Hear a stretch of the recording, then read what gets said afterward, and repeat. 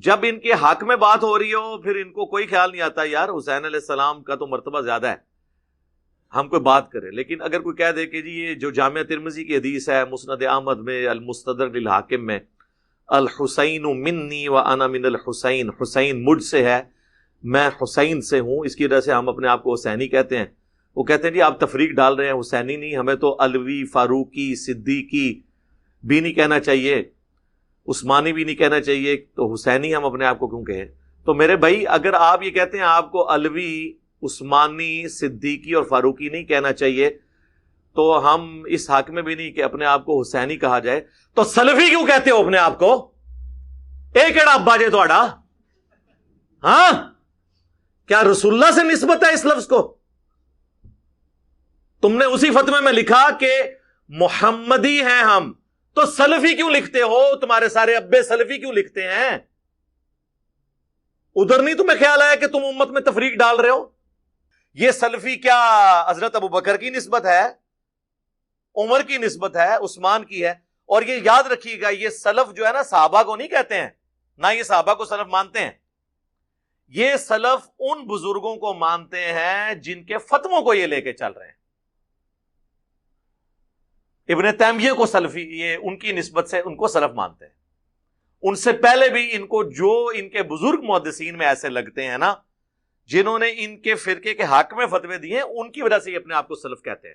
اگر یہ سلفی سے مراد صحابہ کو مانتے ہیں تو ہم آپ کو ٹیسٹر لگا دیتے ہیں. سب سے بڑے سلف تو ہمارے کون ہوئے؟ صحابہ. سلف جو آگے گزر چکے مر کے، ان کو سلف کہا جاتا ہے. ہم خلف ہیں، ہم پیچھے آنے والے، فاتحہ خلف الامام، امام کے پیچھے. تو صحابہ سے بڑا تو سلف کوئی نہیں ہے نا. پھر ہمیں آپ سلف کا آپ کو فارم بتاتے ہیں. اگر آپ کہتے ہیں ہم سلفی ہیں تو آپ جو اصل سلف ہے نا ان کا فارم امت کے سامنے رکھیں.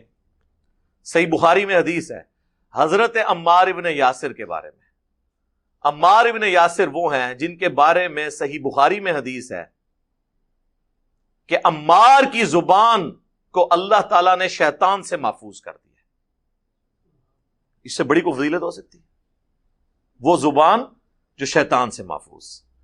سنن نسائی میں حدیث ہے عمار سر کے بالوں سے پاؤں کے ناخنوں تک لبالب بھرا ہوا ہے ایمان سے. 2 سرٹیفکیٹ.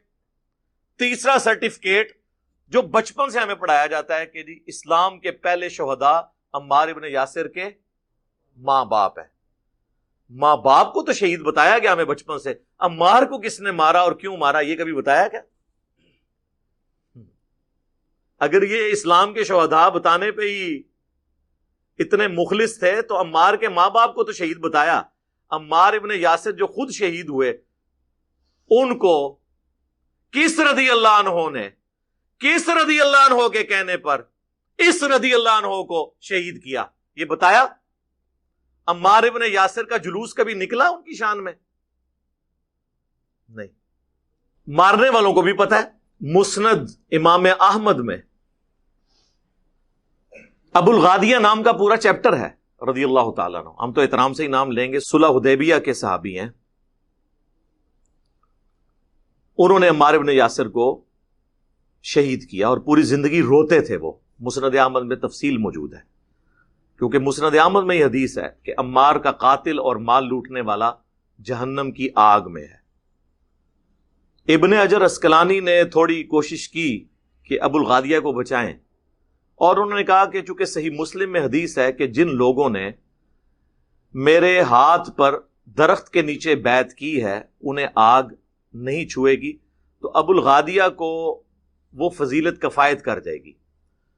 تو محدث اعظم سعودیہ البانیہ سے جو شیخ ناصر الدین البانی، انہوں نے سلسلہ احادیث صحیحہ میں گرفت کی. انہوں نے کہا یہ بہت مشکل تعویل آپ کر رہے ہیں کیونکہ جہاں پر خاص فتویٰ آ جائے وہاں پر فضیلت عام اٹھ جاتی ہے. چونکہ عمار کے قاتل کے لیے خاص یہ بات آ گئی کہ عمار کا قاتل اور مال لوٹنے والا جہنم میں ہے، لہذا اب اس کے اوپر سے عام فضیلت اٹھ جائے گی. تو ابو الغادیہ کس کی فوج میں تھا، وہ کون تھا، وہ سب کو پتہ ہے. تیسری پارٹی کہاں سے آ گئی؟ جو لوگ کہتے ہیں نا تیسری پارٹی، انہیں کہو پھر ابو الغادیہ کو خارجی کہیں کبھی بھی نہیں کہہ سکتے، کیونکہ مسند احمد میں ابو الغادیہ کی حدیثیں ہیں نبی علیہ السلام سے، تو نبی علیہ السلام کے صحابی کو تو خارجی نہیں کہہ سکتا۔ تو یہ کہانی کرا رہا ہے، پرانے زمانے کی کہانی ہے، ہمارے پمفلٹ میں ہر چیز موجود ہے، تو بحث بڑی لمبی ہو جائے گی، بڑی دور تک جائے گی۔